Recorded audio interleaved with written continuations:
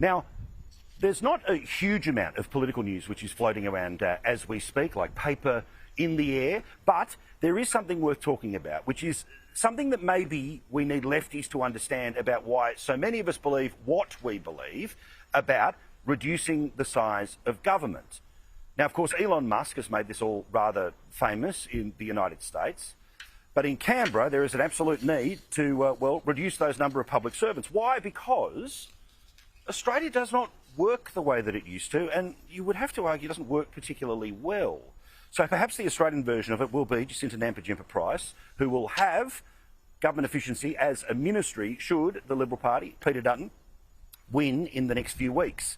Of course, as early as this weekend, the Prime Minister could be calling that election. We're already on election footing with our pub test from earlier in the week. And don't forget, Sunday nights, no matter what else is on, make sure that you watch our full coverage of the state of the race, where we get into the granular details. You'll be on the inside track before everyone else happens to mention it a couple of days later. But about this philosophy here, that there is a need to cut the public service. Lefties hate this conversation, because somehow they think that any discussion about reducing the size of the Australian government means you are reducing the capacity of the Australian government to hold your hand while you cross the street. Well, there's about $24 billion worth of changes that may well happen to the size of government.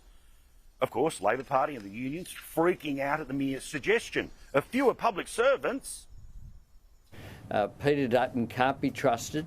He said he'll slash 36,000 public servants. He's now saying that he'll cut 36,000 jobs out of our public service. So we're starting to see a picture of Peter Dutton, that this is a guy who just doesn't care about Australians. Peter Dutton promises to cut the public sector by 36,000 public servants and result in inefficient, increased profit for his mates in the private sector. All right, let's give them a little education here from the other side of the world, okay? This is not the trick of counting cards at a Vegas casino. See what I did there? This is about why philosophically people believe the Australian government is too big. Because it is. The single largest source of revenue to the government is average taxpayers. And what do they spend it on? 365,000 public servants. That's just the federal sector. More than 2 million people work for the government, state, federal and local levels. Total cost of that wages bill of 365,000 public servants, $37 billion every year. Now, we live in a country where, sadly, 3 million people this close to homelessness, 3 and a bit million people who don't know where their food's going to come from. Not to mention a whole collection of other things that are very urgent. But this federal government believes, just like Daniel Andrews did in Victoria, Palaszczuk did in Queensland, that if they can get to a position where the majority of the population is dependent on the government because of welfare, dependent on the government because it's their job, or if you're in the private sector, you are dependent on the government by them being your biggest client, then you won't rock the boat.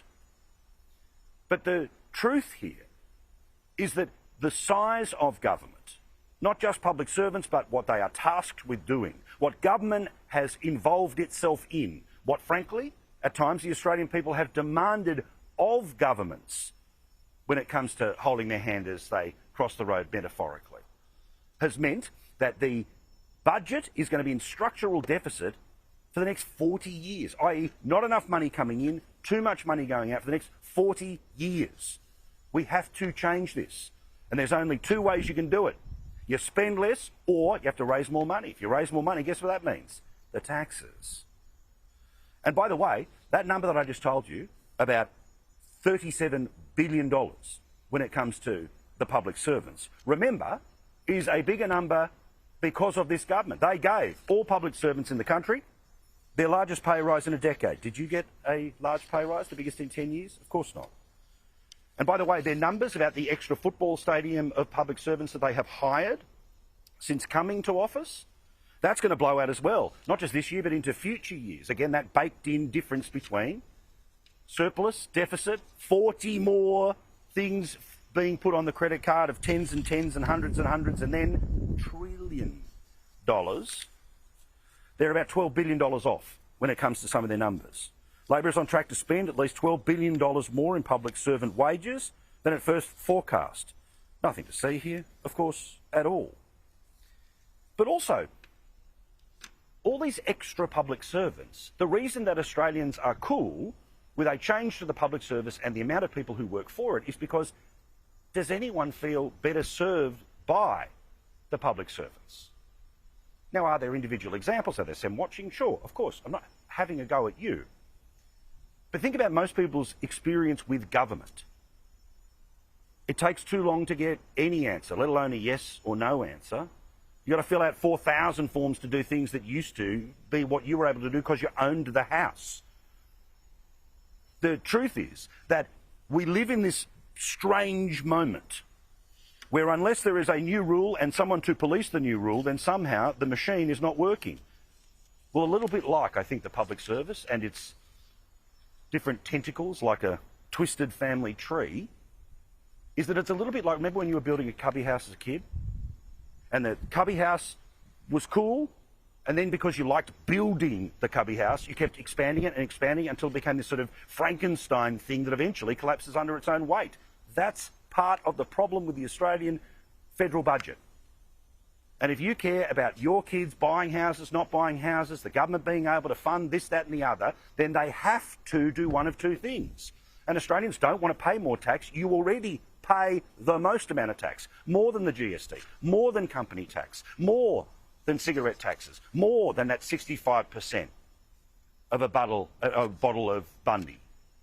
Yet, despite even that being the case, and even more people adding even more problems, we're still in a structural deficit for the next 40 years. That's why people support the idea of Peter Dutton thinning out the public service. This may be a shock to some people, but the reality is that, in my view, is exactly what people want to see.